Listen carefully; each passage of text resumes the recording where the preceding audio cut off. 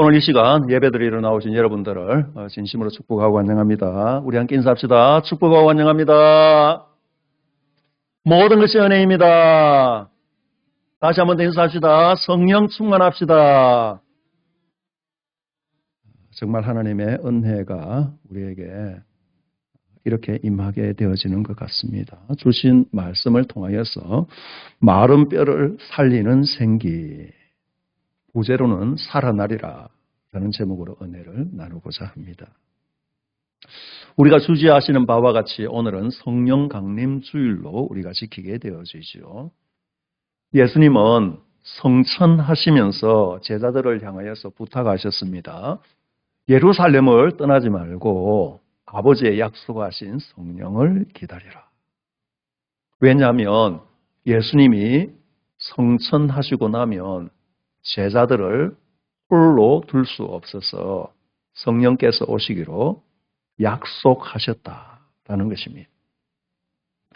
예루살렘을 떠나지 아니하고 간절히 기도하였던 그들에게 성령 하나님께서 임재하시게 되어집니다. 우리가 지키게 되어지는 성령 강림절은 단순히 성령님이 오신 날을 기념하는 절기가 아닙니다. 이 날은 주님의 교회가 시작되어지는 날입니다. 두려움 속에 떨고 있었던 제자들을 향하여서 권능을 부어주시고 세상을 향하여 나아가게 만드시는 시간이지요. 흩어진 하나님의 백성들을 다시금 교회 공동체로 세우시는 날이었습니다.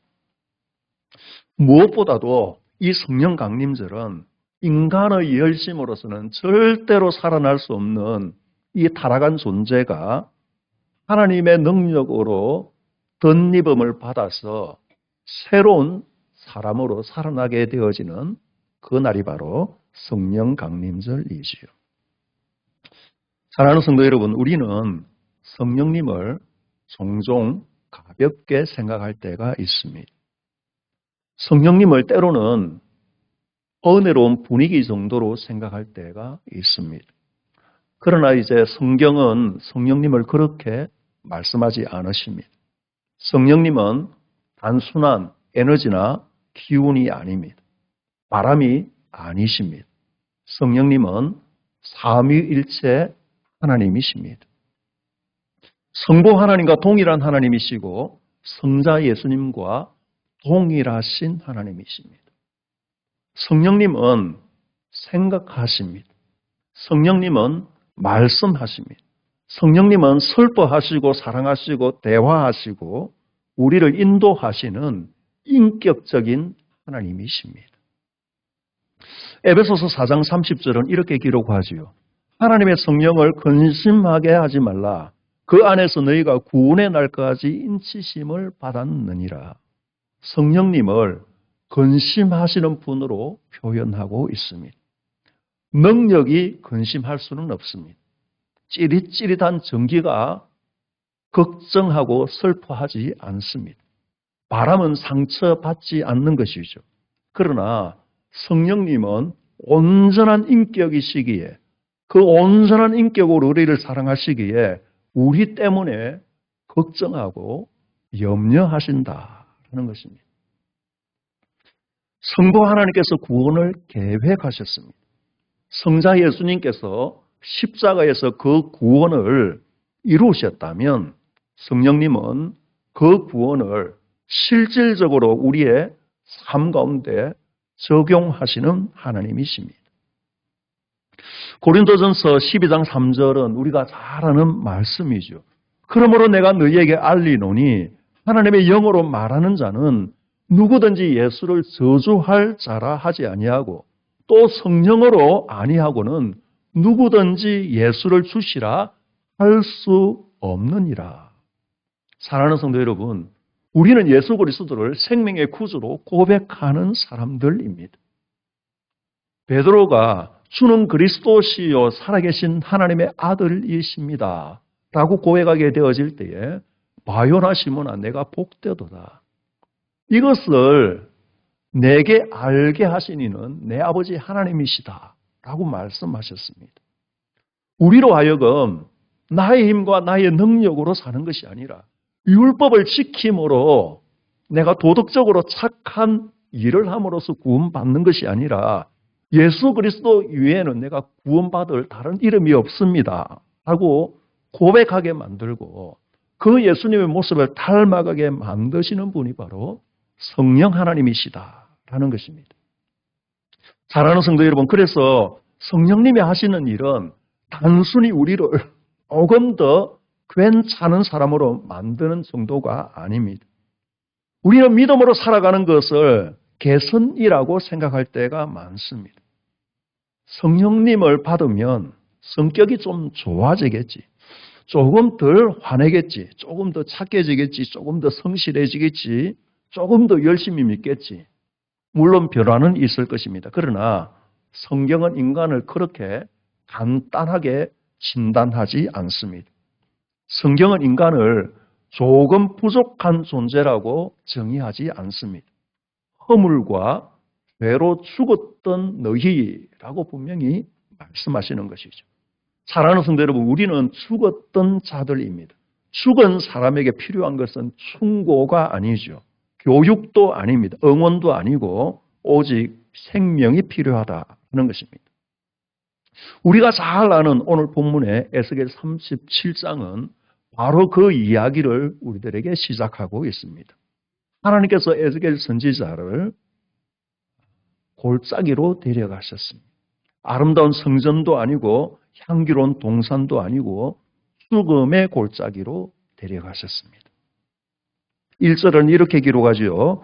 여호와께서 권능으로 내게 임재하시고 그의 영으로 나를 데리고 가서 골짜기 가운데 두셨는데 거기 뼈가 가득하더라. 나를 그 뼈 사방으로 지나가게 하시기로 본저 그 골짜기 지면에 뼈가 심이 많고 아주 말랐더라. 여러분, 이 상황을 한번 상상해 보십시오. 우리나라 현실로는 이러한 일들이 잘 경험되어질 수가 없습니다. 그런데 이제 이스라엘에는 무덤 속에 이러한 뼈들이 가득한 상황이죠. 우리가 상상해 볼진데 유해를 발굴하게 되어지는 현장을 상상하면 쉬울 것입니다. 성경이 굳이 두 번을 강조하게 되어지는데요. 심이 많았다. 그리고 아주 말랐다. 이렇게 강조하고 있습니다. 단순히 사람이 많이 죽어서 거기에 뼈가 많이 있다라는 것을 이야기하는 것이 아닙니다. 이 장면은 하나님을 떠난 인간의 상태를 우리들에게 보여주시는 것이죠. 뼈만 남았다라는 것은 완전히 죽었다라는 것을 말하는 것입니다. 아주 말랐다라는 것은 죽은 지 오래되었다라는 것을 말합니다. 도저히 희망이 없는 상태, 스스로는 회복되어질 수 없는 상태를 말하고 있는 것이죠. 사랑하는 성도 여러분, 이것이 바로 하나님의 생명이 없이 살아가게 되어지는 타락한 인간의 모습입니다. 겉으로는 너무나 멀쩡해 보입니다. 일을 하게 되어지고 대화하고 밥을 먹게 되어지고 웃기도 하고 울기도 합니다. 교회에 나오기도 하고 찬양하기도 합니다. 기도하기도 합니다. 그러나 타락한 인간은 그 속이 메말라 있다라는 것이죠. 성령님이 우리 가운데 역사하지 않으신다면 믿음을 가지고 있는 우리조차도 기도하는데 하나님이 멀게 느껴지는 것이죠. 찬양을 하는데 감격이 없는 것이죠. 예배를 드리는데 기쁨이 없는 것입니다. 봉사하는데 사랑이 없고 섬기는데 비교가 되어지고 헌신하는데 억울합니다. 성령의 생기가 없기 때문인 것이죠. 창세기 2장을 보게 되어지면 하나님께서 흙으로 사람을 지으신 이후에 그 코에 생기를 불어 넣으셨습니다. 그때 인간이 바로 생명이 되어진 것이죠. 사랑하는 성도 여러분, 인간은 하나님의 숨으로 살아가게 되어지는 존재로 원래부터 탄생되어졌습니다. 그러므로 하나님의 임재하심, 하나님의 숨결을 떠나게 되어지면 아무리 많이 가진다 하더라도 공허하게 되어지는 것이죠. 아무리 인정받는다 하더라도 허무해지는 것입니다. 아무리 성공하게 되어지더라도 메말라지는 것입니다. 그래서 우리 인간은 다른 것으로 통하여서 자기의 영혼을 살려보려고 채우려고 애를 쓰게 되어집니다. 돈으로 살려보려 하지요. 사람의 인정으로 채우려 하지요. 자녀의 성공으로, 종교적 열심으로 그렇게 채우고자 합니다. 그러나 결국 지치게 되어지는 것이죠. 우리 인간은 원래부터 하나님의 숨결이 없이는 살 수 없는 존재로 창조되어졌기 때문입니다. 그런데 이 사실을 알고 있는 우리들조차도 죽은 뼈를 꾸미려고 할 때가 너무나 많은 것입니다. 다 살이 문드러지게 되어지고 메마른 뼈, 앙상한 뼈, 죽은 지 그 오래된 뼈에 좋은 옷을 입히려 하는 것이죠. 화상을 하는 것입니다. 더 도덕적인 사람처럼, 더 경건한 사람처럼, 더 훌륭한 사람처럼 보이려고 우리가 얼마나 노력해 왔습니까? 그러나 아무리 꾸민다 하더라도 죽은 것은 죽은 것이죠. 소위 믿음이 있다 하는 우리들 그렇게 살아올 때가 많습니다. 열심히 봉사하게 되어지고 열심히 예배드리고 직분을 감당하게 되어지는데요. 저 역시나 조금만 건드려도 넘어지게 되어지는 현약한 존재가 바로 우리들인 것이죠. 인정받지 못하면 서운한 것 아닙니까? 비교당하면 상처받는 우리 아닙니까? 내 뜻대로 되어지지 아니할 때에 목사인 저도 화가 날 때가 많이 있습니다. 왜 그렇습니까? 내 힘으로 버티고 있기 때문이죠. 성령님이 함께 하시지 않는 믿음 생활은 오래 갈 수가 없습니다. 겉은 움직이고 있지만 속은 메말라 있는 것이죠. 마른 뼈들이 서로 부딪히는 소리가 공동체 내에 너무나 가득하기에 이 한국교회가 지금 이렇게 무너져 내리는 것 아니겠습니까? 나는 저 사람보다 더 열심히 살아가고 있습니다. 나는 저 사람보다 더 오래 믿었습니다. 나는 더 헌신했습니다. 수고했습니다. 나는 이렇게 바르게 살아가기 위하여서 힘쓰고 애쓰고 있습니다. 나는 눈물로 새벽을 깨우는 사람입니다. 그런데 생명이 없는 것이죠. 내 속에는 생명을 잉태할 수도 없고 생명을 살아나게도 할 수 없는 죽은 메마른 뼈이기 때문입니다.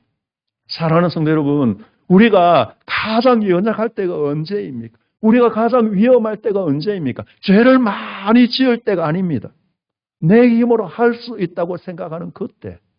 그런즉 선줄로 생각하는 자는 넘어질까 조심하라 라고 말씀하시는 그대로 우리는 선줄로 생각할 그때에 성령님 없이도 나의 힘으로 할 수 있다라고 생각할 수가 있기 때문입니다.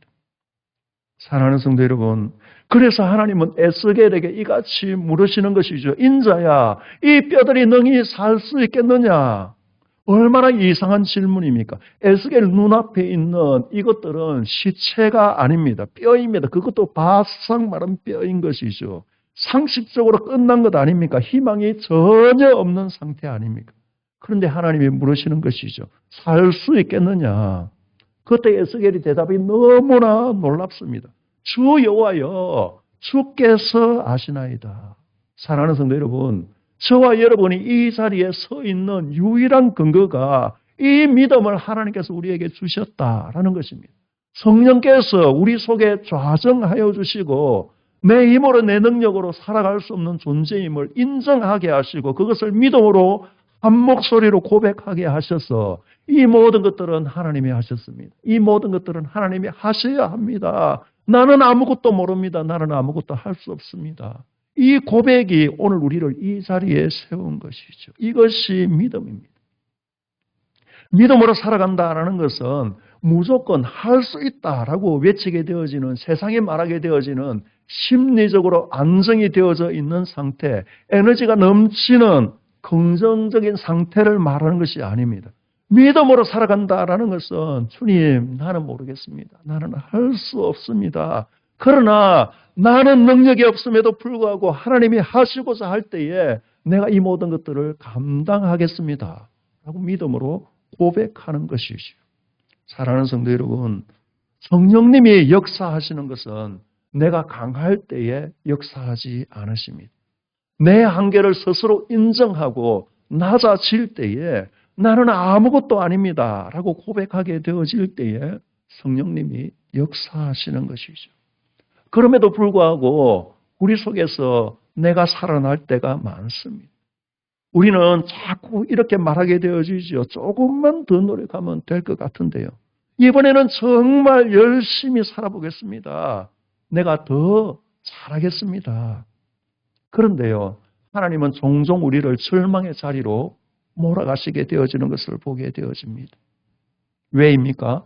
내 능력이 사라져버려야, 내 힘이 없어져 버려야, 내 소망이 사라져 버려야 하나님께서 역사하시기 때문입니다. 베드로가 그랬던 것 아닙니까? 잡히시던 밤에요. 너희 모두가 나를 버릴 것이다 라고 말씀하시는 예수님 앞에서, 예수님, 다른 사람이 다 주님을 버린다 할지라도 나는 죽을지언정 주님과 함께 하겠습니다 라고 말하였습니다. 대제사장의 종들이 금과 몽치를 가지고 횃불을 들고 왔을 때에 그 손에 있는 금을 가지고 대제사장의 종 말고의 귀를 쳐서 떨어뜨릴 만큼 그렇게 용감하였던 사람입니다.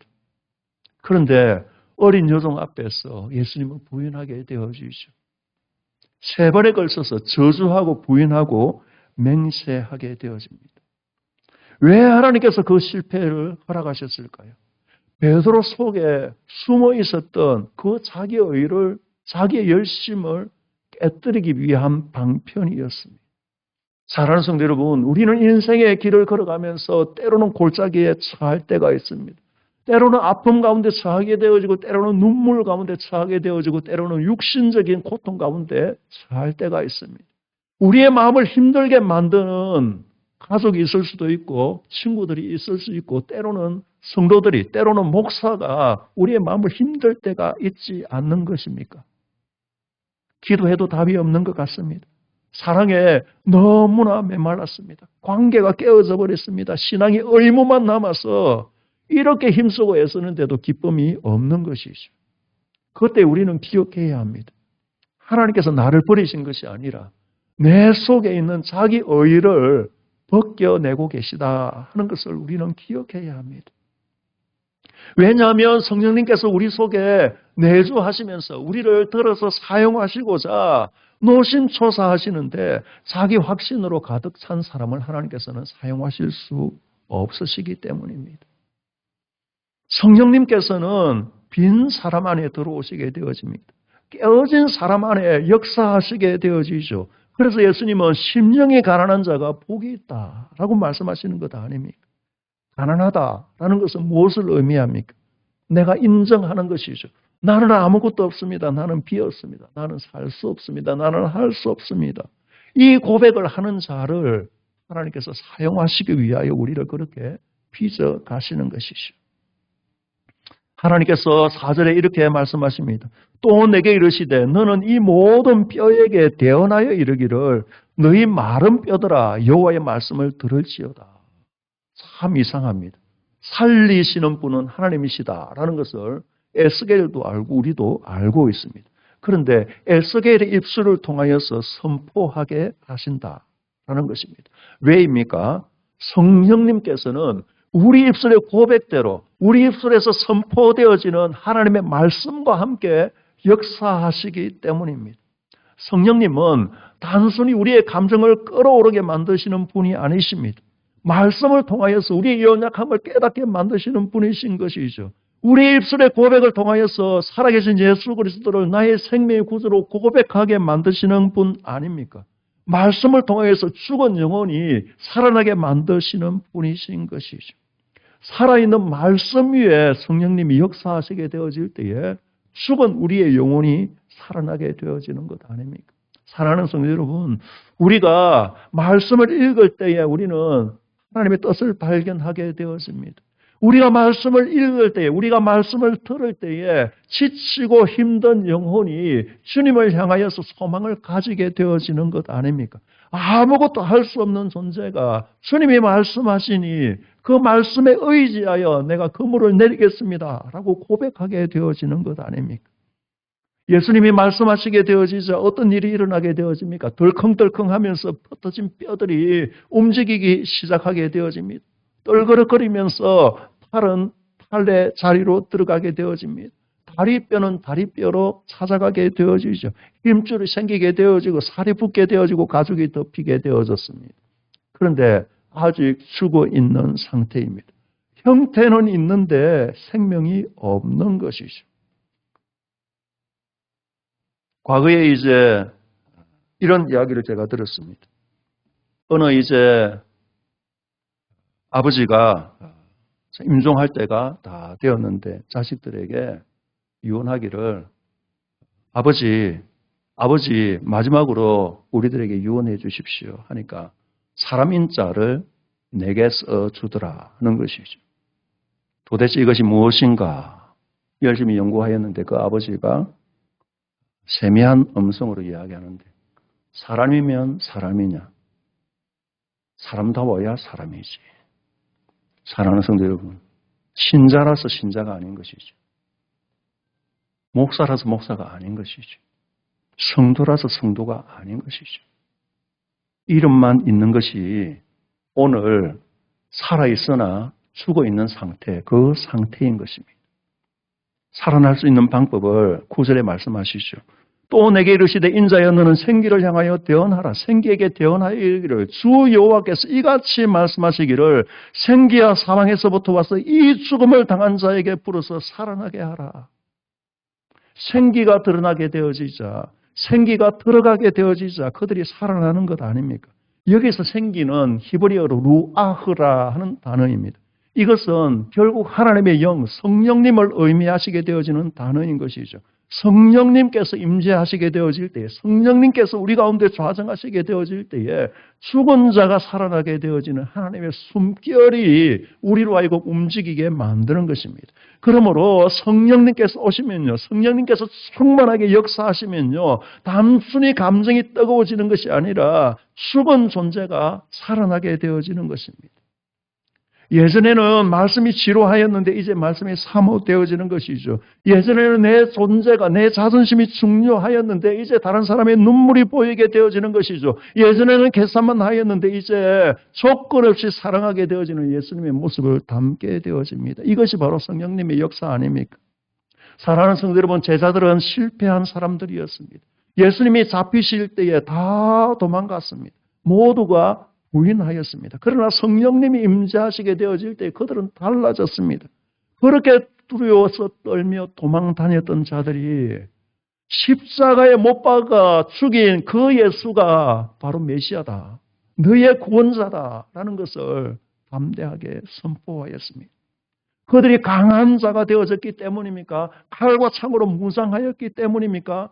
그들이 힘이 있는 존재가 되었기 때문입니까? 아닙니다. 예수 그리스도의 생명이 그들 가운데 들어오시게 되어질 때에 그들은 불같은 역사를 이루어가게 되어지는 것이죠. 성령님은 불처럼 임하였습니다. 불은 모든 것을 태우지 않습니까? 내 자랑을 태우게 되어지고 내 공로를 태우게 되어지고 내 의의를 태우게 되어지고 나의 가진 모든 자아를 다 태우시게 되어집니다. 나는 늘 내 점수를 계산하는 사람 아닙니까? 나는 오늘 얼마나 잘했지? 나는 저 사람보다 낫지? 하나님께서 이 정도로 내가 헌신하고 수고하시는데 당연히 축복해 주셔야지. 그런데 성령님께서는 그런 계산기를 다 파괴시켜 버리십니다. 오직 예수 그리스도 피의 십자가 그것 아니면서는 살 수 없습니다라고 고백하게 만드시는 것 아닙니까? 사랑하는 성도 여러분, 우리 가운데 이 모든 것들이 다 사라진다 하더라도 피 묻은 십자가 이것만 있으면 되겠습니다라고 고백하게 되어지는 근거가 어디에 있습니까? 내가 똑똑했습니까? 내가 잘났습니까? 전혀 아닙니다. 나는 아무것도 할 수 없지만 이 피 묻은 십자가만 붙들게 되어지면 내 인생은 성공한 인생이다 하고 고백하게 만드시게 되어지는 성령님의 은혜가 우리 가운데 있기 때문입니다. 사랑하는 성도 여러분, 그래서 우리는 성령 충만하기에 자기를 자랑할 수 없는 것이죠. 자기를 증명할 수 없는 것이죠. 나의 공로를 내세울 수 없는 것입니다. 왜냐하면 이미 그리스도 안에서 우리의 존재 자체가 하나님의 거룩한 사람으로, 하나님의 아들로서, 하나님의 딸들로서 이미 받아들여졌기 때문입니다. 그래서 그렇게 고백하게 되어지는 사람을 통하여서 주님의 사랑이 흘러가는 것이죠. 억지로 참는 것이 아닙니다. 억지로 봉사하는 것이 아니고 살아났기 때문에 움직이는 것입니다. 사랑하는 성도 여러분, 잡힌 물고기를 살아나게 만드는 가장 좋은 방법은 프라이팬에 올리는 것이 아니라 물에 다시 넣어주는 것이죠. 우리도 마찬가지 아닙니까? 더 열심히 살아야지, 더 착하게 살아야지, 더 경건하게 살아야지, 하루에 성경을 일독을 해야지, 그렇게 해서는 바뀌지 않습니다. 생명은 생명 안으로 들어가야 살아나게 되어지는 것 아닙니까? 사랑하는 성도 여러분, 우리의 삶 가운데 아직도 메마른 골짜기가 있습니까? 우리의 사랑이 식어져 버렸습니까? 자녀를 향한 마음이 메말랐습니까? 기도가 의무가 되었습니까? 예배가 습관만 남았습니까? 오늘 하나님께서 말씀하십니다.